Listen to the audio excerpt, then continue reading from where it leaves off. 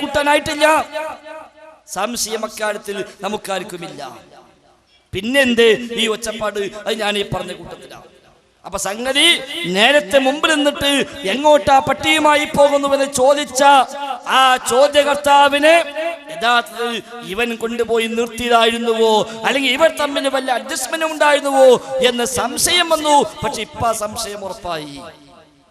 അതാണല്ലോ ചില മനുഷ്യന്മാര് പറഞ്ഞത്, എനിക്ക് അന്നേ അഭിപ്രായമുണ്ട്, 2007 പ്രശ്നം വന്നപ്പോ എനിക്ക് അന്നേ അഭിപ്രായമുണ്ട്, ഞാൻ പറഞ്ഞിട്ടില്ല എന്നേ ഉള്ളൂ എന്ന് ഇപ്പൊ തലപ്പത്തിരിക്കുന്ന KNM മുൻ പ്രസിഡന്റ് ആയിരുന്ന TP അബ്ദുൽ ഖായം അതിനടക്കം സത്യധാര മാസികയോട് തുറന്നു പറഞ്ഞുവല്ലോ. യഥാർത്ഥത്തിൽ അവരൊക്കെ കൊണ്ടുവന്ന് അവരൊക്കെ പ്രചരിപ്പിച്ച ആ പ്രചാരണം അതേപടി ഒരു ഹർഫിന് പോലും മാറ്റമില്ലാതെ ഏറ്റെടുത്തു വന്നതാണ് ഇവിടെ സംസാരിച്ച അനീഫ് കായ്ക്കുടിയാണെങ്കിലും അതിനു മുമ്പ് വന്ന് സംസാരിച്ച അനസ് മുസ്ലിയാരാണെങ്കിലും അവർക്കൊക്കെ സംഭവിച്ചത്. യഥാർത്ഥത്തിൽ അവർക്കും പിഴച്ചത് ഇയ്യാക നസ്തഈനിൽ തന്നെയാണ്. അവിടെയാ പിഴച്ചത്. ഇയ്യാക നസ്തഈൻ, റബ്ബേ നിന്നോട് മാത്രം സഹായം തേടുന്നു എന്ന് പറയുന്നിടത്ത് ഖുറാഫികൾ ചോദിച്ചു, നിങ്ങളുമില്ലേ തമ്മിൽ സഹായം തേടുന്നു, നിങ്ങളുമില്ലേ പരസ്പരം സഹായം ചോദിക്കുന്നു, എങ്കിൽ അതും ശിർക്കാവണ്ടേ എന്ന് ചോദിച്ചപ്പോൾ അന്ന് നാം പറഞ്ഞു, ഈ സഹായ തേട്ടങ്ങൾ ഉദ്ദേശിക്കപ്പെടുന്നത് അദൃശ്യ മാർഗത്തിലുള്ള അഭൗതിക മാർഗത്തിലുള്ള സഹായാർത്ഥനയാണ്, അഥവാ കാര്യകാരണ ബന്ധങ്ങൾക്ക് അതീതമായ സഹായാർത്ഥനയാണ് എന്ന് അന്ന് നാം പറഞ്ഞു കൊടുത്തു. പക്ഷേ അവസാനം 2012 കഴിഞ്ഞ് 2013 കടന്നപ്പോൾ ബഹുമാന്യനായ MM അക്ബർ സാഹിബിന്റെ പേരിൽ ഇറങ്ങിയ ഒരു ലഘുലേഖ, ആ ലഘുലേഖയുടെ പേരെന്താ? നെഞ്ചോട് ചേർത്ത് വെക്കുക നമ്മുടെ തൗഹീദിനെ. അതാ പേര്, ഹെഡിങ് അതാ, നെഞ്ചോട് ചേർത്ത് വെക്കുക നമ്മുടെ തൗഹീദിനെ. പക്ഷേ ആ ലഘുലേഖയിൽ ബഹുമാന്യനായ അക്ബർ സാഹിബ് അറിഞ്ഞോ അറിയാതെയോ എന്നറിയില്ല, അദ്ദേഹം എഴുതി പിടിപ്പിച്ച, അദ്ദേഹം പറഞ്ഞു പ്രചരിപ്പിച്ച, അദ്ദേഹം പ്രസംഗിച്ച, അതെടുത്ത് നോട്ടാക്കി പ്രചരിപ്പിക്കപ്പെട്ട ഒരു വാചകമെന്താ? ഒന്നാമതായി നമ്മൾ ഓരോരുത്തരും ആവർത്തിച്ച് ഇയ്യാക നഅ്ബുദു വ ഇയ്യാക നസ്തഈൻ എന്ന് പറയുന്നു. അല്ലാഹുവിന്റെ മുന്നിൽ നെഞ്ചത്ത് കൈവച്ച് പറയുകയാണ്, അല്ലാഹുവേ നിന്നോട് മാത്രമാണ് ഞാൻ പ്രാർത്ഥിക്കുന്നത്, നിന്നോട് മാത്രമാണ് ഞാൻ സഹായം തേടുകയും ചെയ്യുന്നത് എന്ന്. എന്നിട്ട് പറയാം, അടുത്ത വാചകം ശ്രദ്ധിക്കുക നിങ്ങൾ, ഈ ഇസ്തിആനത്ത് അല്ലാഹുവിനോട് മാത്രം എന്നത് ഒരു മുസ്ലിമിനെ കൊണ്ട് ആവർത്തിച്ച് പ്രതിജ്ഞ ചെയ്യിപ്പിക്കുന്നു. അല്ലാഹുവിനോട് മാത്രം ചെയ്യേണ്ട ഈ കാര്യത്തിൽ നിന്ന് ദൃശ്യലോകത്ത് നമ്മൾ കാണുന്ന മനുഷ്യനെ അതിൽ നിന്ന് ഒഴിവാക്കിയിരിക്കുന്നു. നഊദു ബില്ലാഹ്. അല്ലാഹുവിനോട് മാത്രം ചെയ്യേണ്ടുന്ന ഈ ഇസ്തിആനത്ത്, ഏത് ഇസ്തിആനത്ത്?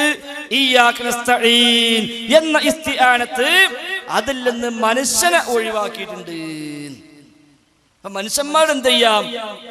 ഈ ഇസ്തിആനത്ത് നടത്താം. ഏത്? അല്ലാഹുവിനോട് മാത്രം ചെയ്യേണ്ടുന്ന ഈ ഇസ്തിആനത്ത് ദൃശ്യലോകത്തുള്ള മനുഷ്യനോട് നിർവഹിച്ചാൽ അത് പ്രശ്നമില്ല. ഇതെന്തിനാ പറഞ്ഞൊപ്പിച്ചതറിയോ? ജിന്നിനെ ഒഴിവാക്കിയിട്ടില്ല എന്ന് പറയാൻ വേണ്ടി മൂപ്പർ കൊണ്ടുവന്നത്. ജിന്നിനെ ഒഴിവാക്കി ആർക്കും വാദമുണ്ടെങ്കിൽ അല്ലേ ഇതിന് ആവശ്യമുള്ളൂ. പക്ഷെ അതിനു വേണ്ടിയാ പറഞ്ഞത്. പക്ഷെ സംഭവിച്ചതോ ഏറ്റവും വലിയ അപകടത്തിലാണ് ചെന്നുപെട്ടത്. അപ്പൊ ദൃശ്യലോകത്തുള്ള മനുഷ്യന് ഇത് ബാധകല്ല എന്ന് പറഞ്ഞാൽ ഖുറാഫിയാക്ക് ചോദിക്കാലോ, ഇതല്ലേ കൂട്ടരെ ഞങ്ങൾ പണ്ട് പറഞ്ഞത് മാത്രം വേണ്ട, നിന്നോട് മാത്രം എന്ന് പറയണ്ട. കാരണം എന്താ? അല്ലാഹുവിനോട് ഇസ്തിആനത്ത്, ദൃശ്യലോകത്തുള്ള മനുഷ്യന്മാരുടെ ഇസ്തിആനത്ത്.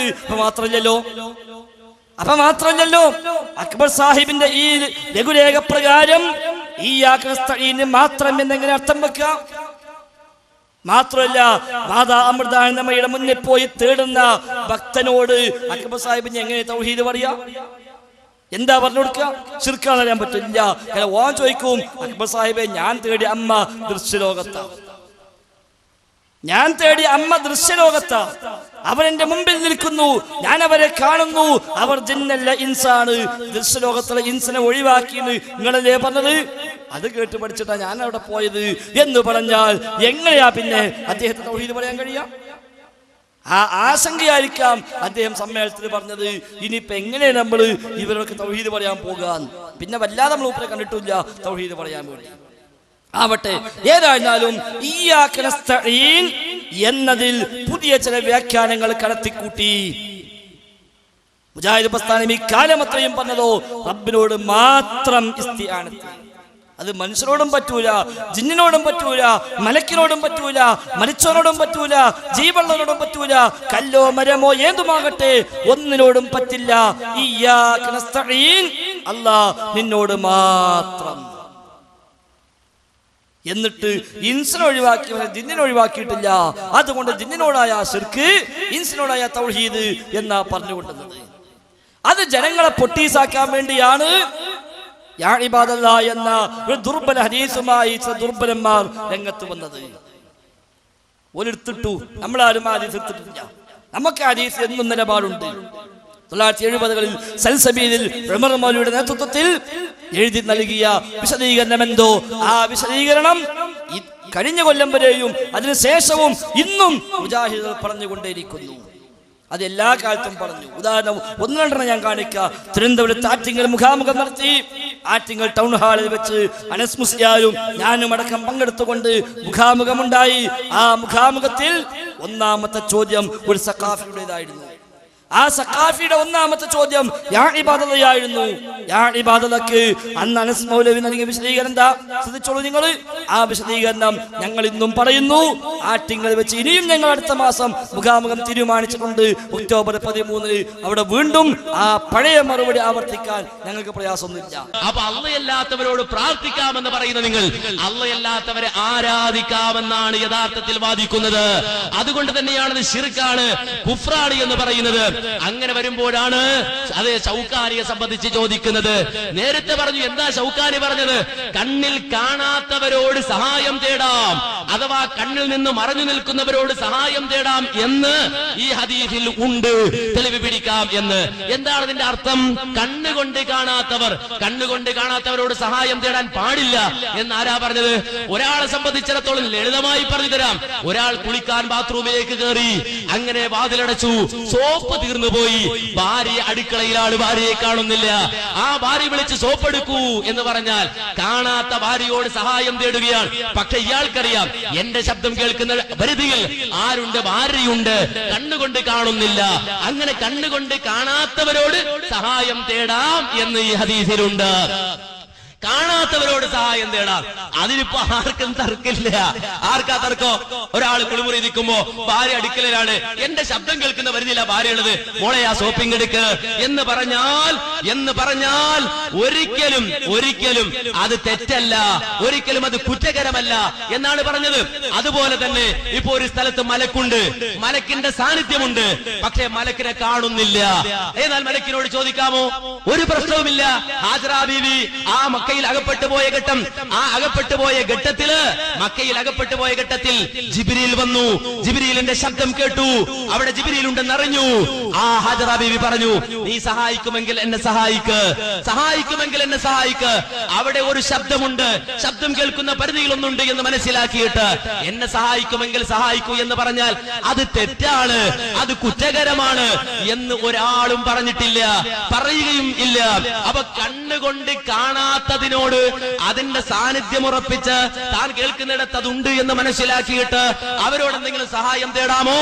അത് തെറ്റല്ല, കുറ്റകരമല്ല എന്ന് കിട്ടും എന്നാണ് ഈ ഹദീസിന്റെ അടിസ്ഥാനത്തിൽ ഷൗക്കാനി പറഞ്ഞിട്ടുള്ളത്. അതുകൊണ്ട് ഞങ്ങളെ സംബന്ധിച്ചിടത്തോളം അതിൽ തർക്കിക്കേണ്ട കാര്യം ഇല്ല, അഭിപ്രായ വ്യത്യാസം ഉണ്ടാകേണ്ട കാര്യമില്ല, അഭിപ്രായ വ്യത്യാസം പറയേണ്ട കാര്യമില്ല. നേരെ മറിച്ച് കണ്ണുകൊണ്ട് കാണാത്തൊന്നിനോട് സഹായം തേടാമോ ഇല്ലയോ എന്നല്ല നമ്മെ സംബന്ധിച്ച തർക്കം. ഇനി സാക്ഷാൽ മുഹീദ്ദീൻ ശൈഖ് തന്നെ നമ്മള് അതിനപ്പുറത്ത് നിൽക്കുന്നുണ്ട്. ഇവിടുന്ന് ഞാൻ മൈക്കിലൂടെ പറഞ്ഞ മുഹീദ്ദീൻ ശൈഖ് അവിടെ. അതെ, കണ്ടോ, തർക്കിക്കേണ്ട കാര്യമില്ല, പാടില്ലെന്ന് ഒരാളും പറയുകയില്ല എന്നാണ് അനസ് മുസ്ലിയാരുടെ പ്രസംഗം. ഇതെന്നാ 2 കൊല്ലം മുമ്പാ, ഏതെങ്കിലും കാലത്തൊന്നല്ല. 2 കൊല്ലം മുമ്പ് 2011 ആറ്റിങ്ങൽ വെച്ച് നടത്തിയ മുഖാമുഖത്തിന് ഞാനും അനസ് മുസ്ലിയാരും മറുപടി പറഞ്ഞ ചോദ്യമാണ് ആ ചോദ്യം. അതിന് അനസ് മുസ്ലിയാരുടെ മറുപടി നമ്മൾ ഈ കേട്ടത്. എന്താ പറഞ്ഞത്? നമ്മൾ കാണുന്നില്ല എന്നേ ഉള്ളൂ, അപ്പുറത്തൊരു മലക്കുണ്ട്, അതല്ലെങ്കിൽ കാണാത്തവരുണ്ട്, സാന്നിധ്യം അറിയാം, അവരവിടെ ഉണ്ട്, ഓർക്ക് സഹായിക്കാൻ പറ്റുന്ന സഹായിക്ക് എന്ന് പറഞ്ഞാൽ തെറ്റാണ്, കുറ്റകരമാണെന്ന് ആർക്കും വാദമില്ലാതാമോ പറഞ്ഞത്. അത് 2011 തർക്കിക്കേണ്ട കാര്യമില്ല എന്നാ പറഞ്ഞത്. തെറ്റാണെന്ന് ആര് പറഞ്ഞു എന്നാ പറഞ്ഞത്? തർക്കിക്കേണ്ട ആവശ്യം എന്താന്നാ ചോദിച്ചത്. അതെ ഞങ്ങൾ ചോദിക്കുന്നത്. എങ്കിൽ പിന്നെ എന്തിന് ഒരു തർക്കവുമായി വന്നു? ആ മറുപടി അനസ് മുസ്ലിയാർ ഇന്ന് പറയുമോ? ഞങ്ങൾ ഇന്നും പറയും. 2011 അന്ന് മൂസ സഖാഫി ചോദിച്ച ചോദ്യത്തിന് ആറ്റിങ്ങൽ മുഖാമുഖത്തിൽ പറഞ്ഞ മറുപടി ഇൻഷാ അല്ലാഹ് ഈ ഒക്ടോബർ 13 അതേ ആറ്റിങ്ങൽ ടൗൺ ഹാളിൽ അതേ മൂസ സഖാഫി അതേ ചോദ്യവുമായി വന്നാൽ അന്ന് പറഞ്ഞ ആ ഫൈസൽ മുസ്ലിയാർ ഇന്നും അതേ മറുപടി പറയും. എന്നാ അനസ് മുസ്ലിയാർക്ക് പറയാൻ പറ്റുമോ ആ മറുപടി? എന്തേ കാരണം? തൗഹീദിൽ നിന്ന് വിട്ടു, പ്രമാണങ്ങളിൽ നിന്ന് മാറി, ഈ റൂട്ടിൽ നിന്ന് വഴിമാറിപ്പോയി, പുതിയ വ്യാഖ്യാന തലങ്ങൾ കൊണ്ടുവന്നു. അദൃശ്യമെന്നതിന് അഭൗതികമെന്നതിന് പുതിയ തലങ്ങൾ വന്നു. അന്ന് അനസ് മുസ്ലിയാർക്ക് ധൈര്യമായി പറയാം. കാരണം എന്താ? അന്ന് വിചിന്തനത്തിൽ എഴുതി എന്തായിരുന്നു? ജിന്നും മലക്കും അഭൗതികമാണെന്ന് ബുദ്ധിയും വകതിരിവുമുള്ളവർ പറയുക ഇല്ല. വേറെ ഒന്നും ആവശ്യമില്ല, വേറെ ഒരു സംഗതി ആവശ്യമില്ല. എന്താ ഈ ഒച്ചപ്പാടൊക്കെ എന്നെ അറിയാത്ത ഒരുത്തന് കാര്യം മനസ്സിലാക്കാൻ ഈ 3 വിചിന്തനം മാത്രം മതി. വേറൊന്നും വേണ്ട, വേറെ ഒന്നും വേണ്ട. സംഭവത്തിന് വെല്ലുവിളിച്ചു വന്നില്ല, ഞങ്ങൾ വെല്ലുവിളിച്ചു, ഇനി റെഡിയാണ്, അതൊക്കെ അവിടെ നിൽക്കട്ടെ, നമുക്ക് പറയാം. പക്ഷെ ഈ 3 വിചിന്തനം മാത്രം മതി. എന്താ 2007 ഫെബ്രുവരിയിൽ 16-ാം തീയതി ഇറങ്ങിയ വിചിന്തനത്തിൽ എഴുതിയത്?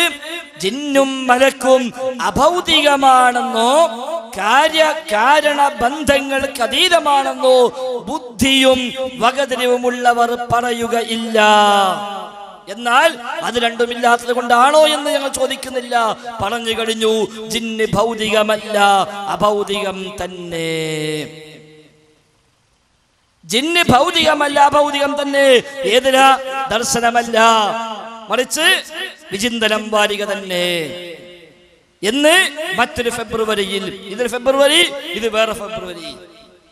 എത്ര കൊല്ലത്തെ വ്യത്യാസമുണ്ട്? 6 കൊല്ലം. 2007 ഫെബ്രുവരിയിൽ എഴുതി അഭൗതികമാണെന്ന് ബുദ്ധിയും വകതിരിവുമുള്ളവർ പറയുക ഇല്ല. അന്നും ഇന്നും എന്നും മുജാഹിദുകളുടെ നിലപാട് ഇതാണ്. എന്നിരിക്കെ എങ്ങനെയാണ് അവരുടെ തൗഹീദ് പ്രതിസന്ധിയിലാവുക? 2007 ഫെബ്രുവരി 16, 2013 ഫെബ്രുവരി 1-നും ഫെബ്രുവരി 8-നും ഇറങ്ങിയ 2 വിചിന്തനങ്ങൾ. രണ്ടിലും കാണാമെന്ത്? ജിന്ന് ഭൗതികമല്ല, അഭൗതികം തന്നെ. ഇത് അതിന് തുടർച്ച. ജിന്ന് ഭൗതികമല്ല, അഭൗതികം തന്നെ. 2. അപ്പൊ എന്താ മനസ്സിലാക്കേണ്ടത്? ആരാ മാറിപ്പോയത്? ആരാ ജിന്നൂരിയായത്? ആരാ പുതിയ വാദവുമായി വന്നത്?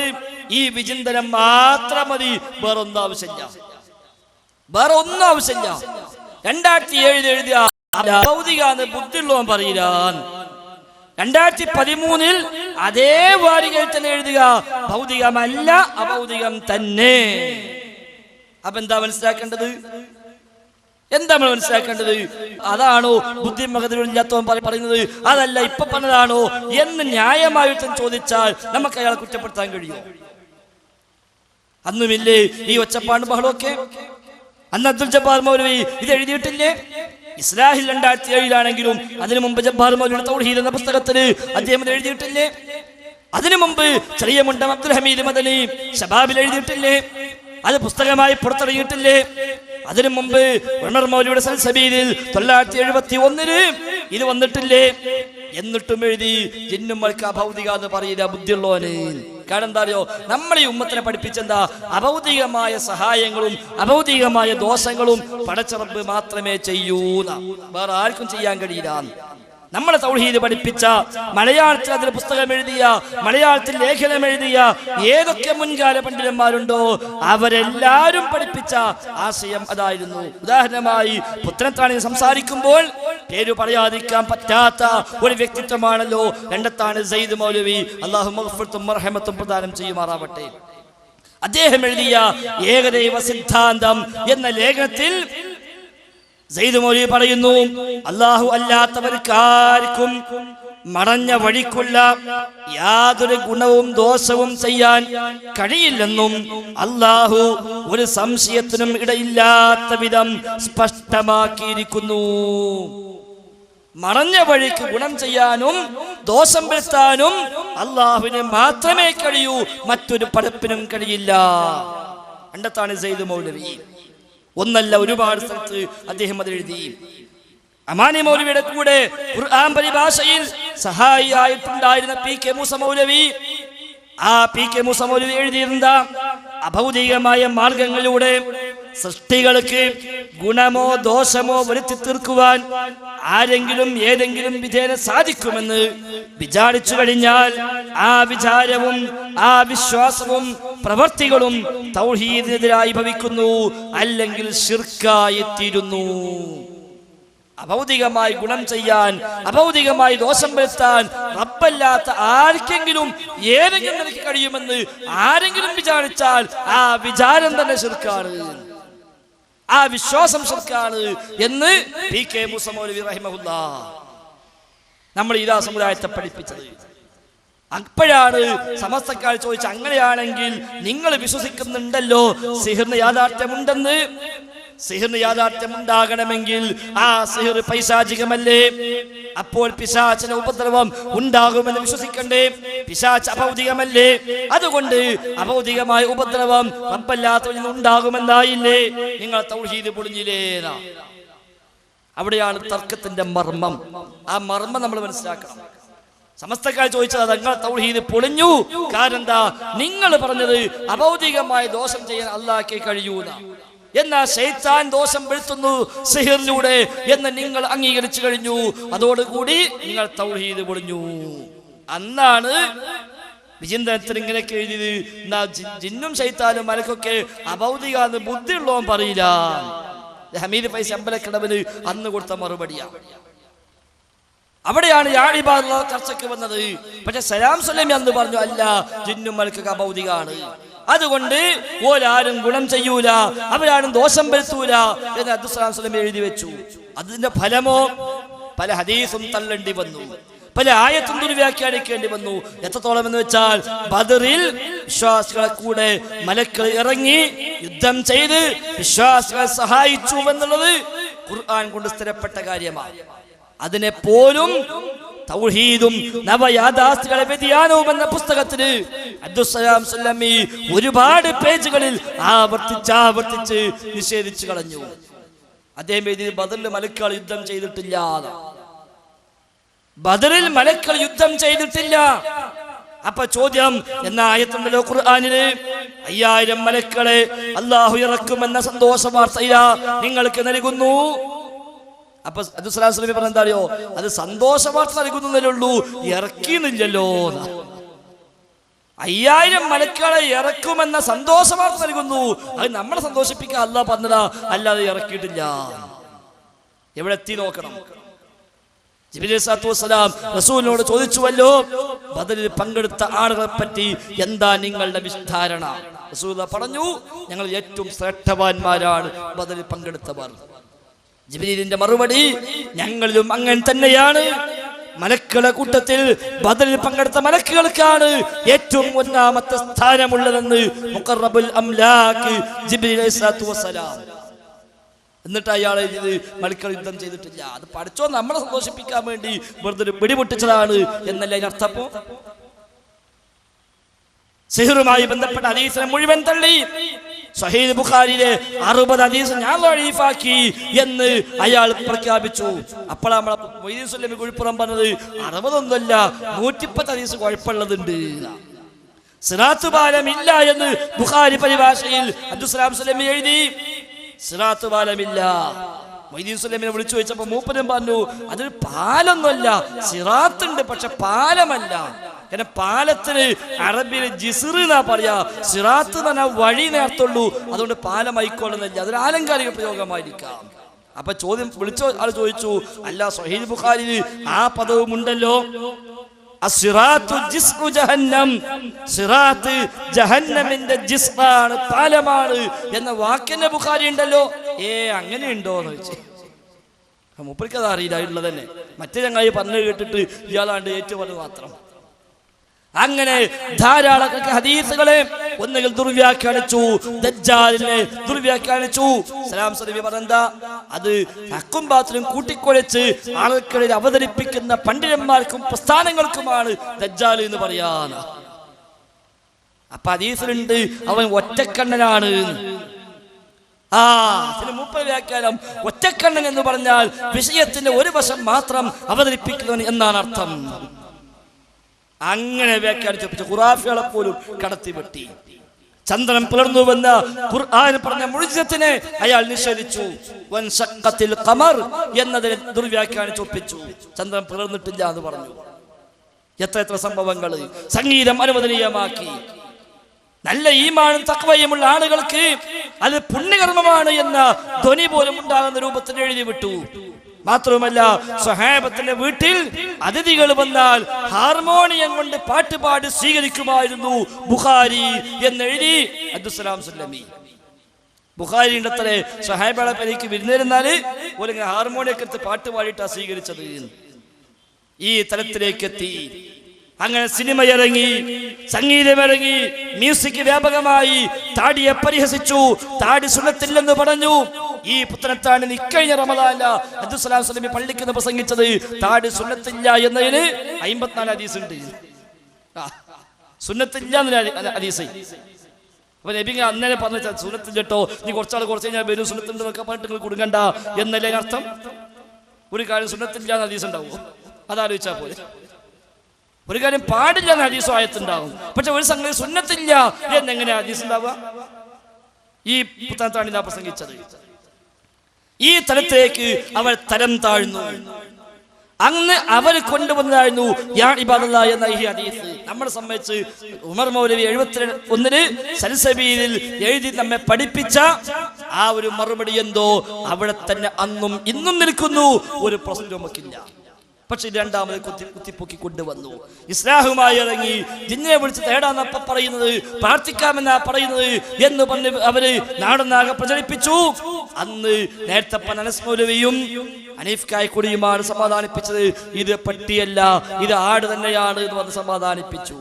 ഇസ്ലാഹി പൊക്കിപ്പിടിച്ച് ജബ്ബാർ മൗലവിയെ സ്റ്റേജിൽ ഇരുത്തിക്കൊണ്ട് ആലപ്പുഴയിൽ ഇസ്തിഖാമ പരിപാടിയിൽ അനസ് മുസ്ലിയാരും ശംസുദ്ദീൻ പാലത്തും മജീദ് സ്വലാഹിയും ഞാനും പങ്കെടുത്ത ആ ആലപ്പുഴയിൽ ഇസ്തിഖാമയിൽ ജബ്ബാർ മൗലവിയെ സ്റ്റേജിൽ ഇരുത്തിക്കൊണ്ട് ഇസ്ലാഹി മാസിക പൊക്കിപ്പിടിച്ച് അനസ് മുസ്ലിയാർ അന്ന് പറഞ്ഞ മറുപടിയുണ്ട്. ആ മറുപടിയാ നമുക്ക് ഇന്നും പറയാനുള്ളത്. കേട്ടോളി, അദ്ദേഹം അവിടെ കൊടുത്ത മറുപടി. മൗലവിയുടെ വാചകത്തെ സന്ദർഭത്തിൽ നടത്തി മാറ്റി ദുർവ്യാഖ്യാനിച്ചുകൊണ്ട് അതേ ജിന്നുകളോട് പ്രാർത്ഥിക്കാമെന്ന് ജബ്ബാർ മൗലവി പറഞ്ഞിരിക്കുന്നു. ജിന്നുകളോട് സഹായം തേടാമെന്ന് ജബ്ബാർ മൗലവി പറഞ്ഞിരിക്കുന്നു. അതിന് ജബ്ബാർ മൗലവി അനുവാദം കൊടുത്തിരിക്കുന്നു എന്ന പച്ചക്കള്ളം ഈ നാട് നീളെ പ്രചരിപ്പിക്കുകയാണ്. ജബ്ബാർ മൗലവിയുള്ള ഈ സദസ്സിൽ ജബ്ബാർ മൗലവി സാക്ഷി നിർത്തിക്കൊണ്ട് ആ വാദത്തിന് മറുപടി പറയുന്നു. ഒരിക്കലും അങ്ങനെ ഒരു വാദം മുജാഹിദ് പ്രസ്ഥാനം അവതരിപ്പിച്ചിട്ടില്ല, അവതരിപ്പിക്കുകയുമില്ല. കൃത്യമായി കാര്യങ്ങൾ പറഞ്ഞു കൊടുക്കും. അതിനെ ദുർവ്യാഖ്യാനിക്കുന്നവർ ദുരുദ്ദേശത്തോടെ ഈ പ്രസ്ഥാനത്തെ നോക്കിക്കാണുന്നവർ മാത്രമാണ് എന്ന തിരിച്ചറിവ് നമുക്ക് ഓരോരുത്തർക്കും ഉണ്ടാകണമെന്നാണ് ഈ സന്ദർഭത്തിൽ ചുരുക്കി സൂചിപ്പിക്കാനുള്ളത്. അതെ, കണ്ടോ, ഇത് ദുർവ്യാഖ്യാനിക്കുന്നവർ ഈ പ്രസ്ഥാനത്തെ നശിപ്പിക്കാൻ, ഈ പ്രസ്ഥാനത്തെ ഇല്ലായ്മ ചെയ്യാനുള്ള ദുരുദ്ദേശവുമായി ഇറങ്ങിയവരാണ്. അത് കായക്കൊടി മനസ്സും കൂടെ ഇനി കോട്ടയ്ക്ക് റൂമില് എപ്പോഴെങ്കിലും ഒന്നിച്ച് റൂം എടുക്കുമ്പോൾ ഒന്നിരുന്ന് കേൾക്കുന്നത് നല്ലതാണ്. ഇപ്പൊ ഓല ചവിട്ടിക്കുന്നത് ഇങ്ങനെ ഒരമ്പുന്നുണ്ട്, നമുക്കറിയാം. ചെവിട്ടിലല്ല, പ്രാണിയും പോയി അങ്ങനെയാണല്ലോ. ഭയങ്കര ഒച്ചപ്പാട് ഓനുണ്ടാകും, മറ്റോനെ ഒച്ചോട്ട് കേൾക്കൂല. ഇവനിങ്ങനെ ഭയങ്കര സൗണ്ട് കേൾക്കുക, അടുത്തുള്ളവനോ ഒന്നുമില്ല എന്ന് പറഞ്ഞ മാതിരിയാ സംഗതി ഇവരൊക്കെ പ്രസംഗിച്ചെടുക്കുന്നുണ്ടെങ്കിലും ഉള്ളിക്കത് മുഴങ്ങ. ഈ പഴയ ക്ലിപ്പും ഈ പഴയ ഈ മറുപടിയും ഇതിങ്ങനെ 4 ഭാഗത്ത് ഓന്റെ മൊബൈലടക്കം ഇതൊക്കെ ഉണ്ടാവും. അതിന് ഒരു അതൂബിലല്ലാ എന്ന് പറഞ്ഞാൽ തീരുരാന്ന് അനസിനും അറിയാം, ഒപ്പുള്ളവർക്കും അറിയാം. പിന്നെ പി കെ അഹമ്മദ് സാഹിബ് പറഞ്ഞ പോലെ വാടകയ്ക്ക് പ്രസംഗിക്കാൻ പോകുന്നവർക്ക് അത്രല്ലേ പറ്റുള്ളൂ എന്ന് വൃത്തില്ല. ഞാൻ കേൾപ്പിക്കുന്നില്ല. സംസ്ഥാന വൈസ് പ്രസിഡന്റാ പറഞ്ഞത്. അതൊക്കെ വാടക പ്രാസംഗികന്മാരാണ്. മൂപ്പര് ഒരു 10 കൊല്ലം മുമ്പ് പറഞ്ഞിരുന്നെങ്കിൽ നമ്മളൊക്കെ രക്ഷപ്പെട്ടിരുന്നു. ഇപ്പൊ ഈ പറഞ്ഞത് മൂപ്പര് അന്ന് പറഞ്ഞാൽ മതിയായിരുന്നു. എന്നാൽ എത്രയോ മുജാഹിദുകൾ രക്ഷപ്പെടും. ഏതായാലും ഇൻഷാ അല്ലാഹ് അതും ഖൈറന്നെ എന്ന് നമുക്ക് സൂചിപ്പിക്കാനുള്ളൂ. ഏതായിരുന്നാലും ഈ 2011 ആലപ്പുഴ ഇസ്തിഖാമയിൽ അനസ് മുസ്ലിയാർ പറഞ്ഞ മറുപടിയാ നമ്മളിപ്പോ കേട്ടത്. 2 കൊല്ലമായിട്ടുള്ള 2 കൊല്ലം എന്താ പറഞ്ഞത്? അങ്ങനത്തെ ഒരു പ്രശ്നം ഇവിടെ ഉദിക്കുന്നില്ല. ഇസ്ലാഹെ പൊക്കിപ്പിടിച്ച് ജബ്ബാർ മോനെ സാക്ഷിയാക്കിയിട്ടാ പറഞ്ഞത്. ഇത് ദുർവ്യാഖ്യാനം നടക്കുന്നവര് പ്രസ്ഥാനം നശിപ്പിക്കാൻ ഇറങ്ങി തിരിച്ചോലാണ്. അത് ശരിയാണെന്ന് തെളിഞ്ഞു. ഖുറാഫികൾ നിർത്തി, അതുമായുള്ള ഇറക്കം അവരവസാനിപ്പിച്ചു, മടവൂരികളും അവസാനിപ്പിച്ചു. എല്ലാവർക്കും മനസ്സിലായി ഇത്ര ശക്തമായ ഭാഷയിൽ പ്രതികരിച്ചപ്പോൾ ഓലൊക്കെ നിർത്തി.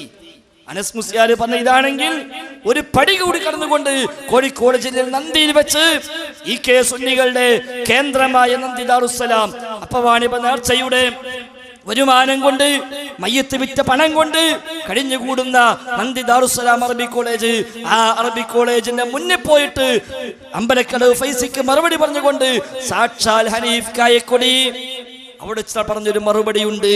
ആ മറുപടി ഞങ്ങൾ ഇന്നും പറയാൻ ഞങ്ങൾക്ക് ധൈര്യമാണ്. പക്ഷെ അപ്പറഞ്ഞ മറുപടി ഉറച്ചു നിൽക്കാനോ അന്ന് മറുപടി നൽകിയ വാഗ്ദാനം പാലിക്കാനോ കായക്കൊടിയെ കണ്ടിട്ടില്ല എന്ന് മാത്രം പറയട്ടെ.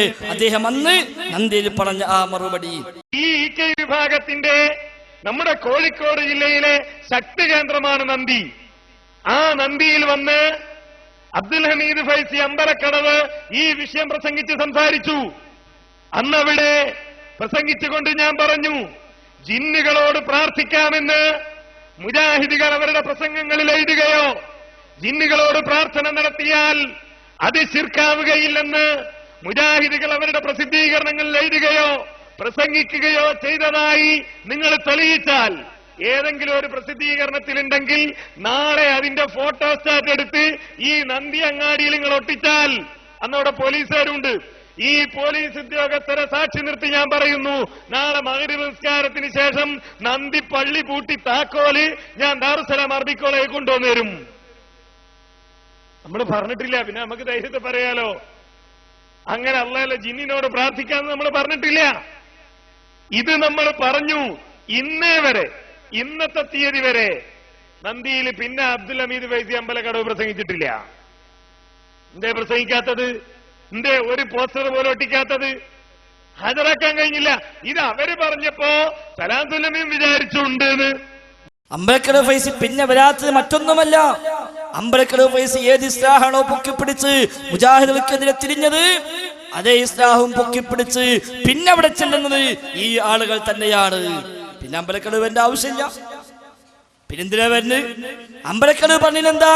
കൂട്ടരെ ജിന്ന് അഭൗതികമാണ്, മലക്ക് അഭൗതികമാണ്. അഭൗതികമായ കഴിവ് ജിന്നിനും മലക്കിനും മാത്രമല്ല മഹാന്മാർക്കുമുണ്ട്. അതുകൊണ്ട് ജിന്നിനോടും തേടാം, മലക്കിനോടും തേടാം, മഹാന്മാരോടും തേടാം എന്ന് അമ്പലക്കടവ് പ്രസംഗിച്ച കാലത്ത് അതിന് ഉപോത്ബലകമായി ഇസ്ലാഹിലുണ്ടെന്ന് ദുർവ്യാഖ്യാനിക്കാനാ അമ്പലക്കടവ് ശ്രമിച്ചിരുന്നത്. എന്നാൽ ഇസ്ലാഹിൽ ഉള്ളത് അതിന് ഉപോത്ബലകമാണ് എന്ന് ഈ ഹനീഫ് കായക്കൊടി തന്നെ തുറന്ന് പ്രഖ്യാപിച്ചപ്പോൾ ഹമീദ് ഫൈസി മനസ്സിലാക്കി, ഇനി ഞാൻ ഇറങ്ങേണ്ട ആവശ്യമില്ല. പണി നിർത്തി. അമ്പലക്കടവ് മാത്രമല്ല, AP സുന്നികളും അതല്ലേ പറഞ്ഞത്. നെല്ലിക്കുത്ത് ഇസ്മായിൽ മുസ്ലിയാർ പുളിക്കലി വെച്ച് നടത്തിയ മുഖാമുഖത്തിന് അയാൾ എന്താ പറഞ്ഞത്? മുജാഹിദീങ്ങൾ പറയുന്നു അഭൗതികമായ സഹായം അള്ളാഹു മാത്രമേ ചെയ്യൂവെന്ന്. എന്നാൽ അത് കളവാണ്, അത് ശുദ്ധമായ നുണയാണ്. കാരണം അഭൗതികമായ സഹായം മലക്കുകളും ചെയ്യും, മഹാന്മാരും ചെയ്യും, റബ്ബല്ലാത്തവനും ചെയ്യും. ഖുർആനിൽ തെളിവുണ്ട് എന്ന് പറഞ്ഞ് അന്നായത്തോതി ആര്? നെല്ലിക്കുത്ത് ഇസ്മായിൽ മുസ്ലിയാർ. കേട്ടോളൂ, അയാൾ ആയത്ത് അഭൗതികമായ സഹായമാണ് അള്ളാഹു ചെയ്യുന്നത്, അഭൗതികമായ സഹായം അള്ളാഹു അല്ലാത്തവർ ചെയ്യുകയില്ല എന്ന് ഖുർആനിലില്ല. അങ്ങനെ ഖുർആനിൽ ഒരു ആയത്തും തെളിയിക്കാൻ കഴിയില്ല. നേരെ മറിച്ച് അഭൗതികമായ സഹായം അള്ളാഹു അല്ലാത്തവർ ചെയ്യും എന്ന് തന്നെയാണ് ഖുർആനിലുള്ളത്. ഒരു ചെറിയ ആയത്ത് മനസ്സിലാക്കിയാൽ മതി. വൽ മലായികത്തു ബഅദ ദാലിക ലഹീർ. അള്ളാഹുവിന്റെ സഹായത്തിന് പുറമെ മലക്കുകളും സഹായിക്കുമെന്ന് ഖുർആൻ വ്യക്തമായി പറഞ്ഞിട്ടുണ്ട്. മലക്കുകളുടെ സഹായം ഭൗതികമല്ല, അഭൗതികമാണ്. സാധാരണമല്ല, അസാധാരണമാണ്. കാര്യകാരണ ബന്ധങ്ങൾക്ക് അതീതമാണ്. ചുരുക്കത്തിൽ അഭൗതികമായ സഹായം അത് അള്ളാഹു മാത്രമേ ചെയ്യുകയുള്ളൂ. മറ്റ് അമ്പിയാക്കളോ മലക്കുകളോ ചെയ്യുകയില്ലെന്ന് ഖുർആനിൽ ഇല്ല. ഉണ്ടെന്ന് പറയുന്നത് ശുദ്ധ കളവാണ്. ആർക്കും തെളിയിക്കാനും സാധ്യമല്ല. ഇറങ്ങേണ്ട ആവശ്യമില്ല. ഇനി നൗഷാദ് ഹസന് വഴുതു പറയേണ്ട ആവശ്യമില്ല. കാരണം ഇതേ വഴുത് ഹനീഫ് കായക്കൂടി പറയാൻ തുടങ്ങി. മുജാഹിദ് കുടുംബത്തിൽ ജനിച്ച, മുജാഹിദ് മഹല്ലിൽ വളർന്ന, മുജാഹിദായ നല്ലവനായ പിതാവിന്റെ മകനായി വളർന്ന ഹനീഫ് കായക്കൂടി എന്ന മനുഷ്യൻ എന്തുപറ്റി നമുക്കറിയില്ല. അദ്ദേഹം തന്നെ നെല്ലിക്കുത്തിന്റെ ഈ ആശയം കടമെടുത്തു. നെല്ലിക്കുത്ത് പറഞ്ഞ എന്താ? അല്ലാഹു അല്ലാത്തവനും അഭൗതികമായി ചെയ്യും, മലക്ക് അഭൗതികമാണ്, അഭൗതിക സഹായം ചെയ്യാൻ പറ്റുന്നവനാണ്. അന്ന് കായക്കുലടക്ക് നമ്മളൊക്കെ പറഞ്ഞു കൊടുത്തത് എന്താ? കൂട്ടരെ, അഭൗതികമാണെന്ന് ബുദ്ധിയുള്ളവൻ പറയില്ല, പകതിരിവുള്ളവൻ പറയില്ല. 6 കൊല്ലം കഴിഞ്ഞപ്പോ ഹനീഫ് കായക്കുടി തന്നെ പറയാ, മലക്കും ജിന്നൊക്കെ അഭൗതികമാണ്. ഹനീഫ് കായക്കുടി, താങ്കൾക്ക് എന്തു പറ്റി താങ്കൾക്ക്? താങ്കളുടെ വീട്ടിൽ നിന്നൊരു പക്ഷേ ബൈലക്സിലൂടെ ഈ സംസാരം താങ്കൾ കേൾക്കുന്നുണ്ടാകാമല്ലോ. ഉണ്ടാകുമെന്നാണ് ഞാൻ പ്രതീക്ഷിക്കുന്നത്. ആത്മാർത്ഥമായി ചിന്തിക്കുക. നെല്ലിക്കുത്ത് മുസ്ലിയാർ അന്ന് പറഞ്ഞതും ഇപ്പോൾ താങ്കൾ പറയുന്നതും എന്താ വ്യത്യാസമുള്ളത്? ഞങ്ങൾക്കിത് ഇത്തരം ഒരു വേദിയിൽ പരസ്യമായി ചോദിക്കേണ്ടി വന്നതിൽ വേദനയുണ്ട്. പക്ഷേ മുജാഹിദ് പ്രസ്ഥാനത്തിന്റെ പാരമ്പര്യം അതാണല്ലോ. തെറ്റു ആരിൽ കണ്ടാലും, അബദ്ധം ആരിൽ കണ്ടാലും തെറ്റാണെന്ന് വിളിച്ചു പറയാൻ ഒരു മനസ്സാക്ഷി കുത്തും മുജാഹിദ് പ്രസ്ഥാനം കാണിച്ചിട്ടില്ല. അവനാന്റെ ആൾക്കാർ ചെയ്താൽ ന്യായീകരിക്കുക, അല്ലാത്തവൻ ചെയ്താൽ എതിർക്കുക എന്ന ശൈലി മുജാഹിദ് പ്രസ്ഥാനത്തിൻ്റെതല്ല. അതുകൊണ്ട് തെറ്റാണോ അത് ആര് പറഞ്ഞാലും തെറ്റെന്ന് തുറന്നു പറയേണ്ട ഒരു പാരമ്പര്യമാണ് മുജാഹിദ് പ്രസ്ഥാനത്തിനുള്ളത് എന്നതുകൊണ്ട് ഞങ്ങൾ ചോദിക്കുകയാണ്, എന്തു പറ്റി ഹനീഫ് കാ താങ്കൾക്ക്? അനസ് എന്തോ ആവട്ടെ, അതെങ്ങനെയും ആവട്ടെ, അത് നമ്മൾ അന്നും അത്രയേ മനസ്സിലാക്കിയിട്ടുള്ളൂ. പക്ഷെ താങ്കളെ കാര്യത്തിൽ അതായിരുന്നില്ല മനസ്സിലാക്കിയത്. കായക്കൊടി എവിടെത്തി ഹനീഫ് കായക്കൊടി?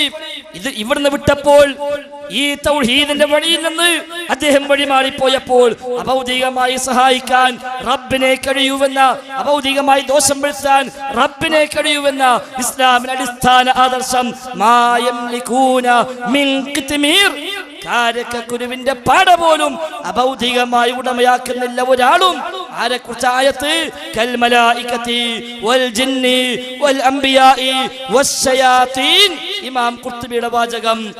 അതെ, മായംലികുന മിൻ ഖിത്മീർ. കാരക്കുരുവിന്റെ പാട പോലും ഒരു ജിന്നിനില്ല, ഒരു ശൈത്വാനില്ല, ഒരു മലക്കിനില്ല, ഒരു നബിക്കില്ല, ഒരാൾക്കുമില്ല. മായംലികുന മിൻ ഖിത്മീർ. വല്ലാത്തൊരായത്ത നമ്മൾ ആലോചിക്കേണ്ടതുണ്ട്. കാരക്കുരുവിന്റെ പാട പോലും ഉടമയാക്കുന്നില്ല. ഈ ആയത്ത് അല്ലാഹുവിന്റെ റസൂല് അബൂജഹൽ നേരെ ഓതി.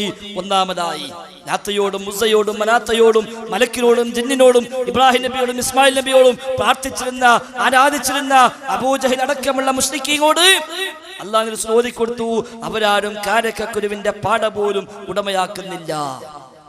അബൂജഹൽ ചോദിച്ചു, എന്താ മുഹമ്മദ് ഈ പറയുന്നത്? നിന്റെ വീടിന് അപ്പുറത്തുള്ള 10 ഏക്കർ കാരക്കത്തോട്ടം അത് ലാത്തൻ്റെതല്ലേ? ആധാരം ഇപ്പോഴും അയാളെ പേരിലല്ലേ? അവിടെ കാരക്കല്ലേ? അവിടെ കുരുവില്ലേ? ആ കുരുവിന് പാടയില്ലേ? അതൊക്കെ ലാത്തയുടേതല്ലേ? എന്നിട്ട് ഒരു കാരക്കുരുവിന്റെ പാട പോലും ഇല്ല എന്നാണോ എന്താ ഈ പറയണത് എന്ന് അബൂജഹൽ ചോദിച്ചില്ല. എന്തുകൊണ്ട്? ആയത്തിന്റെ അർത്ഥം അതല്ല. അബൂജഹൽ ചോദിച്ചില്ല, മുഹമ്മദേ ജിന്നുകൾക്ക് കഴിവില്ലേ? ജിന്നുമായി ബന്ധപ്പെട്ട പല പരാമർശങ്ങളും നിന്റെ ഖുർആനിലും നീ ഓതി കേൾപ്പിച്ചിട്ടില്ലേ? നീയും അത് അംഗീകരിക്കുന്നില്ലേ? എന്നിട്ടാണോ കാരക്കുരുവിന്റെ പാട പോലും ജിന്നിന്നില്ല, മലക്കിന്നില്ല, മനുഷ്യനിക്കില്ല, മഹാത്മാർക്കില്ല എന്ന് നീ ഇപ്പറയുന്നു എന്ന് അവരാരും ചോദിച്ചില്ല. എന്തേ കാരണം? അതല്ല ഉടമാവകാശം, അതല്ല അള്ളാഹു ഉദ്ദേശിച്ച ഉടമാവകാശം. കാരക്കത്തോട്ടമുണ്ടാവാം, ധാരാളം ഉടമാവകാശമുണ്ടാകാം. മാതാ അമൃതാനന്ദമയ്യോട് പ്രാർത്ഥിക്കുന്ന ഭക്തനോട് ഇന്ന് നമുക്കോതാനുള്ള ആയത്തേതാ? ആ അമ്മയോട് പ്രാർത്ഥിക്കുന്ന ഭക്തനോട് ഇന്ന് ഓതാനുള്ള ആയത്തേതാ? മാ യംലികൂന മിൻ ഖിത്മീർ. കാരക്കുരുവിന്റെ പാട പോലും അമ്മ ഉടമയാക്കുന്നില്ല. ഓം ചോദിക്കുക, എന്ത് പൊട്ടത്തരടോ ഈ പറയണത്? ഞങ്ങൾ അമ്മക്ക് ആയിരക്കണക്കിന് കോടിയുടെ ആസ്തി ഉണ്ട്, എന്നിട്ടാണോ കാരക്കക്കുരുവിന്റെ പാടല്ല എന്ന് പറഞ്ഞത്? കൊണ്ടുപോടും എന്റെ ആയത്ത്. അത്ര ആസ്തി ഉണ്ടോ എനിക്കറിയില്ലട്ടോ എന്ന് പറയോ? ആധാരം കയ്യിലില്ലാത്തത് പുത്തനത്താണിയിലെ മുജാഹിദ് പള്ളിക്ക് മാത്രല്ലേ? അതല്ലേ കോഴിക്കോട് കൊണ്ടുപോയി വെച്ചിട്ടുള്ളൂ. ബാക്കി എല്ലാവർക്കും കൈവശാധാരം ഉണ്ടല്ലോ. മറ്റോ സ്ഥലം വാങ്ങി വാൻ പിരിച്ചുണ്ടാക്കി, വാ സ്വന്താക്കി, വാൻ പള്ളി ഉണ്ടാക്കി, അവസാനം ആധാരം അവിടെ കൊണ്ടുപോയി കൊടുത്തിട്ട് വാ അതും കൊണ്ടുപോയി. ആ ഒരു അബദ്ധം ലോകത്ത് സംഭവിച്ചത് മുജാഹിദിനൊക്കെ ഉണ്ടാവുള്ളൂ, വേറെ ആർക്കും ഉണ്ടാവില്ല. ഏറ്റവും വലിയ കേഡർ പാർട്ടി മാർക്സിസ്റ്റ് പാർട്ടി, ഓർക്ക് പോലെ അങ്ങനത്തെ സംവിധാനം ഇല്ല എന്നാ ഞാൻ മനസ്സിലാക്കുന്നത്. അപ്പൊ ഈ 10,000 കോടിയുടെ ആസ്തി കാണിച്ചിട്ട് നിങ്ങൾ ആയത്ത് പൊളിഞ്ഞു എന്ന് പറഞ്ഞാല് നമ്മൾ ബേജാറാവോ? ഇല്ല. ആ അമ്മക്കും കാരക്കക്കുരുവിന്റെ പട പോലുമില്ല. അത് ഏതർത്ഥത്തിലാ? അഭൗതികമായി, കാര്യകാരണ ബന്ധങ്ങൾക്ക് അതീതമായി, അദൃശ്യമാർഗത്തിൽ ഒന്നും ചെയ്യാൻ അവർക്കാർക്കുമാവില്ല. ജിന്നിനുമാവില്ല, മലക്കിനുമാവില്ല, മനുഷ്യർക്കുമാവില്ല, മഹാന്മാർക്കുമാവില്ല, മരിച്ചവർക്കുമാവില്ല, ജീവിച്ചിരിക്കുന്നവർക്കുമാവില്ല. എന്ന് ഹനീഫ് കായക്കൊടി ജിന്നിന് അഭൗതികമായ കഴിവുണ്ടായത്. ഇനി എങ്ങനെയാ കായക്കൊടി എന്ന ആയത്തിന് നിങ്ങളെ ഖുർത്തുബിയുടെ തഫ്സീർ വായിക്കാൻ പറ്റും. ഖുറാഫയുടെ മുന്നേ പോയിട്ട് ഖുർത്തുബി ഇങ്ങനെ വായിക്കുമ്പോ കൽമലായികത്തി എന്ന് വായിക്കുമ്പോ മറ്റോ പിടിക്കും. അത് വായിക്കല്. നിങ്ങളല്ലേ പറഞ്ഞത് മലക്കിന് അഭൗതികമായ കഴിവുണ്ട്, മലക്ക് അഭൗതികാന്ന് നിങ്ങളല്ലേ പറഞ്ഞത്, പിന്നെന്ത് കൽമലായിക്ക? ഈ ഖുർത്തുബി വായിക്കല്ലാന്ന് ഖുറാഫികൾ പറയും. ആ പേടി കൊണ്ടായിരിക്കാം പിന്നെ പോലെ നമ്മൾ കണ്ടില്ല മുഖാമുഖ വേദികളിൽ. പിന്നെ കായക്കൊടിയും മനസ്സിനെയും കണ്ടില്ല സംവാദ വേദികളിൽ. പിന്നെ കണ്ടത് എവിടെയാ? ഖുറാഫിയാക്ക് വല്ല തെളിവുണ്ടാക്കി കൊടുക്കാൻ പറ്റുമോ നോക്കാൻ. നിങ്ങൾക്കറിയോ, മംഗലാപുരം സംവാദം നടന്നല്ലോ ഇക്കഴിഞ്ഞ മാസം 20-ാം തീയതി. ആ സംവാദം സലഫികളെ സംബന്ധിച്ച് ഏറെ ലാഭങ്ങളുണ്ടായ, സമസ്തക്കാർക്ക് ഏറെ പ്രയാസമുണ്ടായ സംവാദം തന്നെയാണെന്ന കാര്യത്തിൽ ആർക്കും തർക്കമില്ല. കാരണം വല ഉള്ളിലെ ആശയം പച്ചയായി പുറത്തേക്ക് വന്ന സംവാദമായിരുന്നു. മുഹീദ്ദീൻ ശൈഖ് തങ്ങളോട് ഇഹ്ദിനസ് സിറാത്തുൽ മുസ്തഖീം എന്ന് തേടിയാലും ശിർക്കല്ല, കുഴപ്പമില്ലെന്ന് പ്രഖ്യാപിച്ച സംവാദത്തിന്റെ CD 5 മണിക്കൂറോളം നീണ്ടു നിന്ന സംവാദം അരിച്ചു പെറുക്കി കംപ്ലീറ്റ് കേട്ടു. ഹനീഫ് കായക്കൊടി കംപ്ലീറ്റ് കേട്ടു. ആ CD മുഴുവൻ കേട്ടു. കേട്ടിട്ട് ആ CDയിൽ ഇഹ്ദിനസ് സിറാത്തുൽ മുസ്തഖീം എന്ന് മുഹീദ്ദീൻ ശൈഖിനോട് തേടാമെന്ന് പറയുന്ന ഭാഗം ക്ലിപ്പാക്കിയിട്ട് ഖുറാഫികൾക്കെതിരെ ആ ക്ലിപ്പ് ഒന്ന് പ്രദർശിപ്പിക്കാൻ ഹനീഫ് കായക്കൊടിക്ക് അതിനുശേഷമുള്ള ഒരൊറ്റ വേദിയിലും തോന്നിയില്ല. മറിച്ച് ആ സംവാദത്തിൽ നിന്നും ഖുറാഫികൾക്ക് അനുഗുണമായി ഒരു വാചകം വളർത്തിയെടുക്കാൻ കഴിയുമോ എന്ന് അന്വേഷിക്കുകയായിരുന്നു ഹനീഫ് കായക്കൊടി ചെയ്തത്. എന്തു പറ്റി കായക്കൊടി താങ്കൾക്ക് എന്ന് ചോദിക്കാതിരിക്കാനാവില്ല. ഏറ്റവും ചുരുങ്ങിയത് ആ ക്ലിപ്പ് മുറിക്കുമ്പോഴെങ്കിലും മറ്റേ ഭാഗം കേൾക്കുമല്ലോ. ഏറി വന്ന ഞങ്ങൾ പറഞ്ഞോളി, ഫൈസൽ മുസ്ലിയാർ പറഞ്ഞത് ശരിയായിട്ടില്ല, മൂപ്പർക്ക് പറയാൻ കഴിഞ്ഞിട്ടില്ല, മൂപ്പരല്ല പറയേണ്ടത്, ഞങ്ങളാ പറയേണ്ടത് എന്ന് പറഞ്ഞിട്ടെങ്കിലും എന്തേ നിങ്ങൾ ഈ ഒരു ശിർക്കിന്റെ ആഹ്വാനം ജനങ്ങളെ ബോധവൽക്കരിക്കാൻ നിങ്ങൾ മുന്നോട്ട് വന്നില്ല? നിങ്ങൾ അവിടെയും പറഞ്ഞത് എന്താ? ഖുറാഫികളെ ജിന്ന് ചോദിക്കുന്നത് പേടിച്ചിട്ട് ദുആന്റെ നിർവചനം പറഞ്ഞില്ല. അതും എവിടെ? പച്ചയായി ഏതു സാധാരണക്കാരനും ബോധ്യമാകാവുന്ന രൂപത്തിന് പ്രാർത്ഥന നിർവചനം പറഞ്ഞു കൊടുത്ത സംഭവത്തെ കുറിച്ചാണ് പറയുന്നത്. പ്രാർത്ഥന നിർവചനം പറഞ്ഞില്ല. സുന്യാളെ ബുക്ക് നിർത്തി വായിച്ചു. റഷീദി മൂസ മുസ്ലിയാരെ ബുക്ക് പറഞ്ഞ പ്രാർത്ഥനയാ ഞങ്ങളെ പ്രാർത്ഥന എന്ന് പറയേണ്ടി വന്നില്ലേ എന്നാ മൂപ്പര് ചോദിച്ചു. ആ ഒരു ക്ലിപ്പ് കിട്ടാൻ വേണ്ടി എത്ര തവണ ആ CD കംപ്ലീറ്റ് അദ്ദേഹം കേട്ടിട്ടുണ്ടാവും. അതിനിടയ്ക്ക് കേൾക്കുമല്ലോ ഖുറാഫികളുടെ ഈ വിചിത്രവാദം. ഇഹ്ദിനസ് സിറാത്തുൽ മുസ്തഖീം എന്ന് മുഹീദ്ദീൻ ശൈഖിനോട് പറയാമെന്ന് ഇന്നാട്ടിലെ സമസ്തക്കാരെ പോലും സമ്മതിക്കാത്ത വാദം മുസ്ലിയാക്കന്മാർ തുടർന്ന് പറഞ്ഞത് കേട്ടിട്ട് അതും കൂട്ടത്തിൽ നിട്ടിട്ട് സുന്നികളെ ഇത് ശരിയല്ല എന്ന് പറയാനെങ്കിലും അദ്ദേഹത്തിന് തോന്നിയില്ലല്ലോ. അപ്പൊ താല്പര്യം തൗഹീദല്ല, സ്നേഹം തൗഹീദിനോടല്ല, സ്നേഹം ദീനിനോടല്ല എന്നല്ലേ അതിൽ നിന്ന് മനസ്സിലാകുന്നത്. അദ്ദേഹം ചെയ്തത് എന്താ?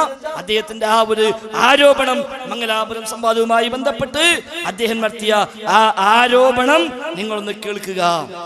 മംഗലാപുരത്ത് നടന്ന വാദപ്രതിവാദത്തിൽ മുസ്ലിയാമാരൊരു ചോദ്യം, എന്താ ചോദ്യം എന്നറിയോ? നിങ്ങൾ ഈ പ്രാർത്ഥന ശിർക്കാണ്, മരിച്ചുപോയ മാമാരുള്ള പ്രാർത്ഥന പ്രാർത്ഥന പ്രാർത്ഥന എന്ന് പറയുന്നുണ്ടല്ലോ. ഈ പ്രാർത്ഥന കൊണ്ട് നിങ്ങൾ എന്താ ഉദ്ദേശിക്കുന്നത്? നമ്മൾ എന്താ പ്രാർത്ഥന എന്നുള്ളതുകൊണ്ട് ഉദ്ദേശിക്കുന്നത്? നമ്മളെ ബുക്കിൽ നമ്മൾ പഠിച്ചിട്ടുണ്ട്, നമ്മളെ ബുക്കിൽ നമ്മൾ പഠിപ്പിച്ചിട്ടുണ്ട്. മനുഷ്യ കഴിവിന് അതീതം, അതേപോലെ അസാധാരണം, അഭൗതികം എന്നൊക്കെ പറഞ്ഞുകൊണ്ട് എപ്പോഴാണ് ഒരു തേട്ടം പ്രാർത്ഥനയാകുന്നത്, എപ്പോഴാണ് ഒരു വിളി പ്രാർത്ഥനയാകുന്നത്, എപ്പോഴാകാതിരിക്കുന്നത് എന്ന് നമ്മൾ കൃത്യമായി പഠിപ്പിച്ചു. അതിവർക്ക് പറയാൻ പറ്റുമോ? ഇല്ല. അത് പറഞ്ഞ അതിൽ ജിന്നും പെടും. അപ്പൊ എന്താ പിന്നെ ജിന്നിനോടുള്ള തേട്ടം ശിർക്കല്ലേ എന്ന് വലിയമാര് ചോദിക്കും. അതുകൊണ്ട് മറുപടി പറയാൻ പറ്റില്ല. അപ്പോൾ പ്രിയപ്പെട്ട മുജാഹിദുകളെ, മുജാഹിദ് പ്രസ്ഥാനത്തിന് വേണ്ടി പ്രവർത്തിച്ച്, മുജാഹിദ് പ്രസ്ഥാനത്തിന്റെ ഉപ്പും ചോറും തിന്ന്, മുജാഹിദ് പ്രസ്ഥാനത്തിന്റെ വായു ശ്വസിച്ച് ഈ പ്രസ്ഥാനത്തോടൊപ്പം നടന്ന പുളിക്കലും പരിസര പ്രദേശങ്ങളിലുമുള്ള ഏതെങ്കിലും മുജാഹിദ് പ്രവർത്തകർ സക്കരിയയുടെയും ഫൈസലിന്റെയും വാദം ശരിയാണെന്ന് വിശ്വസിക്കുന്നുവെങ്കിൽ ഈ മംഗലാപുരം സംവാദം നിങ്ങളൊന്ന് കേൾക്കണം. ആ മംഗലാപുരം സംവാദത്തിൽ ഏത് പ്രാർത്ഥനയാണ് നിങ്ങൾ ഉദ്ദേശിക്കുന്നത് എന്ന് ചോദിച്ചപ്പോ ഒരു കാലത്ത് ഖുബൂരിസത്തിന്റെ വക്താവായിരുന്ന ഫൈസൽ മുസ്ലിയാർ അവിടെ പറഞ്ഞ മറുപടി റഷീദുദ്ദീൻ മൂസ മുസ്ലിയാർ ഉദ്ദേശിച്ച പ്രാർത്ഥനയാണ് ഞങ്ങൾ ഉദ്ദേശിക്കുന്നത് എന്ന. കണ്ടോ, ഇതാണ് മൂപ്പരേന് കണ്ടുപിടിച്ച കണ്ടുപിടുത്തം. സുന്നിയാളെ ചോദ്യം എന്താ? നിങ്ങൾ പറഞ്ഞുവല്ലോ മഹാന്മാര് പ്രാർത്ഥിക്കൽ ശിർക്കാണ് എന്ന്, എങ്കിൽ എന്താണ് പ്രാർത്ഥന? ഇതാ മൂലമാണ് ചോദ്യം. ഇത് തിരുനോയ്ക്കൊക്കെ തിരിയാ, മൂലയ്ക്ക് പ്രാർത്ഥന എന്താന്ന് മനസ്സിലാകാത്തോണ്ടല്ല ഈ ചോദ്യം. പിന്നെ എന്തിനാ ഇത്? പ്രാർത്ഥന നിർവചനം പറഞ്ഞ് അതിന് കിതാബ് വായിച്ച് അതിനപ്പുറത്ത് വേറെ കിതാബ് വായിച്ച് സംവാദം അങ്ങനെ കൊണ്ടുപോകാനുള്ള ഒരു കുരുട്ട് ബുദ്ധിയുടെ ഭാഗമാണ്. അത് മുൻകൂട്ടി മനസ്സിലാക്കിയത് കൊണ്ട് നമ്മുടെ സംവാദത്തിൽ പറഞ്ഞു പ്രാർത്ഥന എന്താ മോദി നിങ്ങൾക്ക് മനസ്സിലായിട്ടില്ല. നിങ്ങൾ എത്രയോ ആൾക്കാരെ വിളിച്ചിട്ട് ഉസ്താദ് ദോരിക്കിട്ടോ എന്ന് പറഞ്ഞപ്പോ ഏതാ കുഞ്ഞോ പ്രാർത്ഥന എന്ന് ചോദിച്ചിട്ടില്ലല്ലോ. പിന്നെ എന്തേ ഇവിടെ മാത്രം നിങ്ങൾക്ക് പ്രാർത്ഥന ചെയ്യാതെ പോയി? എന്നാ നിങ്ങളെ പുസ്തകത്തില് എത്രയോ സ്ഥലത്ത് എഴുതിയല്ലോ പ്രാർത്ഥന പ്രാർത്ഥന പ്രാർത്ഥന എന്ന്. ആ പ്രാർത്ഥന ഏതോ അതാ ഞങ്ങൾ ഉദ്ദേശിച്ച പ്രാർത്ഥന ഇത് നമ്മൾ പറഞ്ഞെടുത്തു. അതിന് ഉദാഹരണമായി സമസ്തയുടെ മുൻകാല പ്രസിഡന്റായിരുന്ന മൂസ മുസ്ലിയാർ എഴുതിയ അൽ ഖൗലുസ് സദീദ് എന്ന പുസ്തകം, കണ്ണൂർ അബ്ദുൽ ഖാദിർ മൗലവിയുടെ അത്തൗഹീദ് എന്ന പുസ്തകത്തിന് മറുപടിയായി അയാൾ രചിച്ച പുസ്തകമാണ്. അത്തൗഹീദ് എന്ന പുസ്തകത്തിൽ കണ്ണൂർ അബ്ദുൽ ഖാദിർ മൗലവി എഴുതി അമ്പിയാക്കളോടും ഔലിയാക്കളോടും പ്രാർത്ഥിക്കൽ ശിർക്കാണ്. അതിന് മറുപടി മൂസ മുസ്ലിയാർ എഴുതിയ എന്താ? പ്രാർത്ഥിക്കൽ ശിർക്കല്ല എന്നല്ല എഴുതിയത്. പിന്നെ അമ്പിയാക്കളോടും ഔലിയാക്കളോടും ഞാൻ പ്രാർത്ഥിച്ചുവെന്ന് ഒരു മുസ്ലിമും പറഞ്ഞതായി കേട്ടിട്ടില്ല, അങ്ങനെ പറയുകയുമില്ല, അങ്ങനെ പറയാൻ പാടുമില്ല എന്നാണ് അന്ന് റഷീദി മൂസ മുസ്ലിയാർ പറഞ്ഞത്. അങ്ങനെ അവിടുത്തെ പറഞ്ഞതോ ഞങ്ങൾ അതിനെ ഖണ്ഡിക്കുന്നു. ഇതിന് മഹാന്മാര് പ്രാർത്ഥിക്കൽ ശിർക്കാണ് എന്ന വാദത്തെ ഖണ്ഡിക്കുന്നു എന്ന് റഷീദി മൂസ മുസ്ലിയാരുടെ പിൻഗാമികൾ അവകാശപ്പെടുന്നവർ അവിടെ എഴുതി കഴിഞ്ഞു, പ്രഖ്യാപിച്ചു കഴിഞ്ഞു.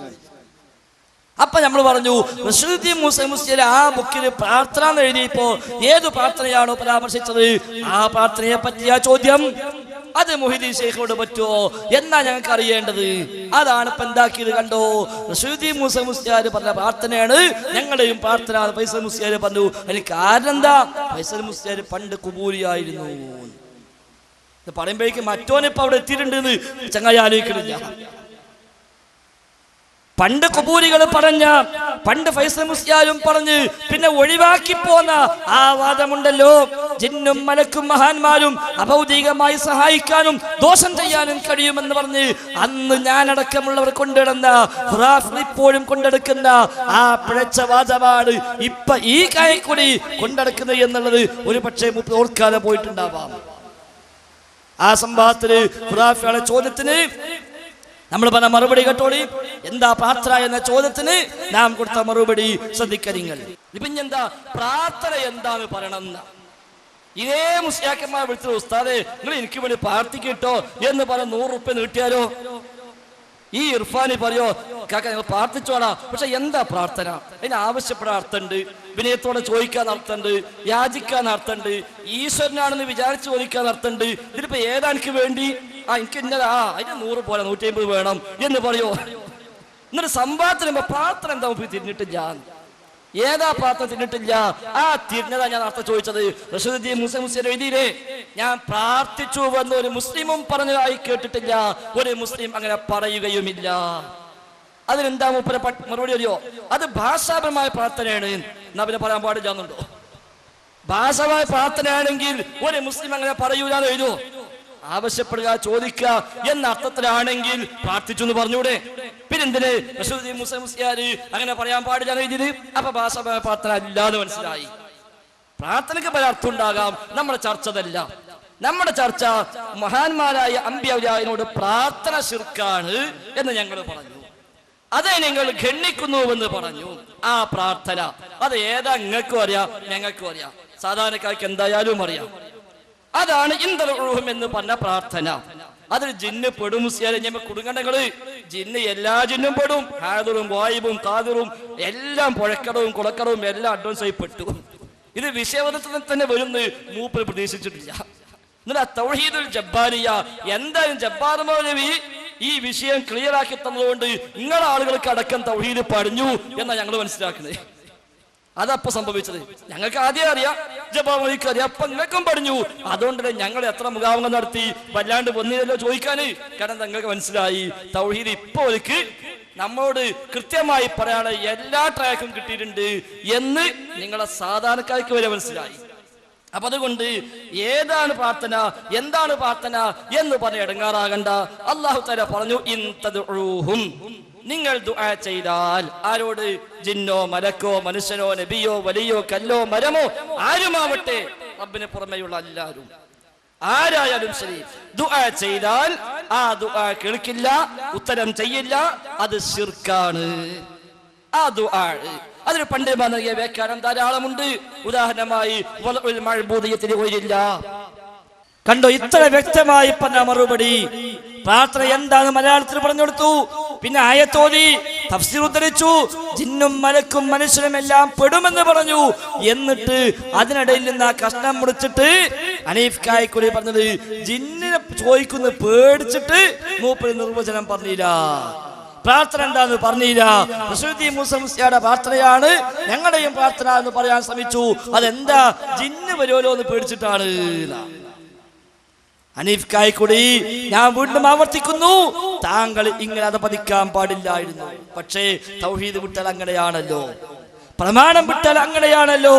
ആകാശത്ത് വീണവനെ പോലെ എന്ന പ്രയോഗം യഥാർത്ഥത്തിൽ ഇവിടെയും അർത്ഥവത്തായി മാറുന്നു എന്ന് ഞങ്ങൾ മനസ്സിലാക്കുന്നു. നമുക്ക് എല്ലാവർക്കും ഇതിൽ പാഠമുണ്ട്. എന്നിട്ട് മൂപ്പർക്ക് ഇപ്പൊ ഗ്രിപ്പില്ല, എവിടെ സ്റ്റെപ്പ് കിട്ടുന്നില്ല. എന്നിട്ടാണ് ഇപ്പൊ അങ്ങനെ നാട് ഇറങ്ങിയിട്ട് സംവാദത്തിന് ഞങ്ങളുണ്ട് എന്നും പറഞ്ഞ് ഇപ്പൊ പുത്തൻതാണിയും പറഞ്ഞല്ലോ. സംഘം ഞാന് ആ അബ്ദുറഹ്മാൻ സലഫിനെ വെല്ലുവിളിച്ചതായിരുന്നു. അപ്പൊ ഈ സാധനം ആരും വിളിക്കണില്ല. അപ്പൊ മൂപ്പർക്ക് കൂടുതൽ ഇന്നെന്താരും വിളിക്കാത്തതാ. എന്നിട്ട് മൂപ്പരിപ്പല്ല ഞാനുണ്ട് മൂപ്പർ ആരെ വിളിച്ചു? ഈ കായ്ക്കുന്ന ആരാ സംവാദത്തിന് വിളിച്ചത്? അതിന്റെ ആവശ്യമില്ല. ഖുറാഫികളുമായി സംവാദം നടത്തിയാലും ഇനി മൂപ്പർക്ക് കൊള്ളും, മടവൂരികളുമായി സംവാദം നടത്തിയാലും മൂപ്പർക്ക് കൊള്ളും. കുറച്ചുകൂടെ അങ്ങോട്ട് പോയാൽ ചേകന്നൂരികളുമായി സംവാദം നടത്തിയാലും അതും കായക്കൊടിക്ക് കൊള്ളും. ആ കൊണ്ടതാണല്ലോ ഖുറാഫികൾക്കെതിരെ അത്യുജ്വല നേട്ടം നേടിയ ഈ മംഗലാപുരം സംവാദത്തിൽ നിന്ന് പോലും ഖുറാഫികൾക്ക് അനുകൂലമായി ഒരു വാക്ക് പറയാൻ അയാളെ കൊണ്ട് പ്രേരിപ്പിച്ചത്. അല്ലെങ്കിൽ മുജാഹിദുകാരന് കഴിയോ? അത് ഒരു മുജാഹിദുകാരന് കഴിയോ? ശിർക്കിന്റെ ആളുകൾക്ക് അനുകൂലമായി സംസാരിക്കാൻ ഒരു മുജാഹിദുകാരന് കഴിയോ? അതും ഇല്ലാത്തത് ഉണ്ടെന്ന് സ്ഥാപിച്ചെടുത്തിട്ട് എന്നിട്ട് മൂപ്പര് ചോദിക്ക, എവിടെ സംവാദത്തിൽ ഞങ്ങൾ മൂന്നാളും വരാ, നിങ്ങൾ ആരും വന്നോളി, ഞങ്ങളെ മൂന്നാളും നമുക്ക് ആവശ്യമില്ല, നിങ്ങൾ മൂന്നാളും കൂടെ ഇക്കോളത്തിൽ ഈ പ്രസ്ഥാനത്തെ മുഴുവൻ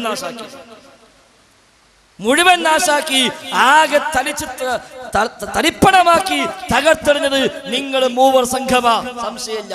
ഹനീഫ് കായ്ക്കുടി പുത്തനത്താണിയിലും പറഞ്ഞല്ലോ, ഞങ്ങൾ മൂവർ സംഘം.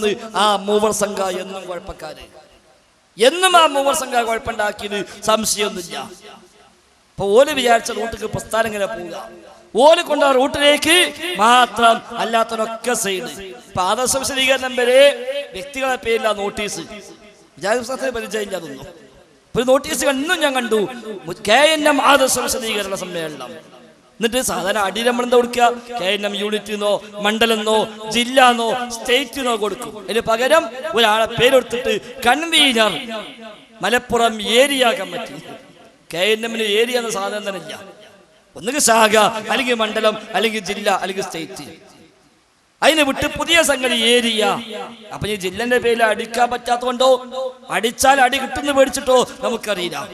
ഏതെന്നാലും ഏത് കമ്പിയാ ഉറപ്പ് എന്നുള്ള ബലപ്രയോഗം ഇപ്പൊ നടക്കുന്നത്. PK കമ്പിയാണോ കള്ളിയത്ത് കമ്പിയാണോ, ഏത് കമ്പിക്കാ ഉറപ്പ് കൂടുതൽ? ഏതായാലും പല സമ്മേളനത്തിലും ഇപ്പൊ സമാപന പ്രസംഗം കമ്പി കച്ചവടക്കാർക്കായി മാറിയിട്ടുണ്ട്. അത് ഒരു ശുഭപ്രതീക്ഷ തന്നെയാണ്. നിങ്ങൾ കേട്ടോളിഞ്ഞ് സമാപന പ്രസംഗാര അത് നമ്മളെ കമ്പി മുതലാളി പാറപ്പാല അവിടെ വഴി പറയാൻ പറ്റൂലുള്ളത്. RS വിശദീകരണ അത് നമ്മളെ മറ്റേ കുണ്ടോട്ടികൾ ആചാര്. ഇവിടേക്ക് എത്തി കാര്യങ്ങള് വരും നാളുകൾ അതിന്റെ ബാക്കി വരാനിരിക്കുന്നു. പക്ഷേ ഞങ്ങൾക്ക് അതിന്റെ പിന്നാലെ കൂടാൻ സമയമില്ല. കാരണം എന്താ, ഇവിടെ മുടി കൊണ്ടുവന്ന മർക്കസ് ഒന്നായി കത്തുക. പണ്ട് മുടി കത്തോ കത്തൂല ചർച്ചയിൽ, ഇപ്പൊ മർക്കസ് തന്നെ കത്തുക. അപ്പൊ ഇനിയിപ്പൊ എന്തായിരുന്നാലും നമുക്ക് അവിടെ ദേശം പണിയുണ്ട്. അതെടുക്കാനും ഞങ്ങളെ ഉള്ളൂ. ഇനിയിപ്പൊ കായക്കൊടിനെ കിട്ടൂലല്ലോ, കായക്കൊടിനെ കിട്ടൂല, അനസ്മോറിയെ കിട്ടൂല. അതുകൊണ്ട് ഇനി കിട്ടിയിട്ടും കാര്യമില്ല, കോഴിക്കോട്ട് കഴിയൂല. അപ്പൊ ആ പണി ഞങ്ങളത് ചെയ്യണം. അതുകൊണ്ട് നമ്മളിഞ്ഞ് പൈമക്കണ്ട് ഇറങ്ങുകയാണ്. ഇൻഷാ അല്ലാഹ് അടുത്ത നാളുകളിൽ ആ മുടി, തീപിടിച്ച മുടി, കേരളം മൊത്തം ആ തീപിടിച്ച മുടിയുമായി മുജാഹിദുകൾ ഇറങ്ങാൻ പോവുക. നമുക്ക് നോക്കാലോ എങ്ങനെ ഉണ്ട്.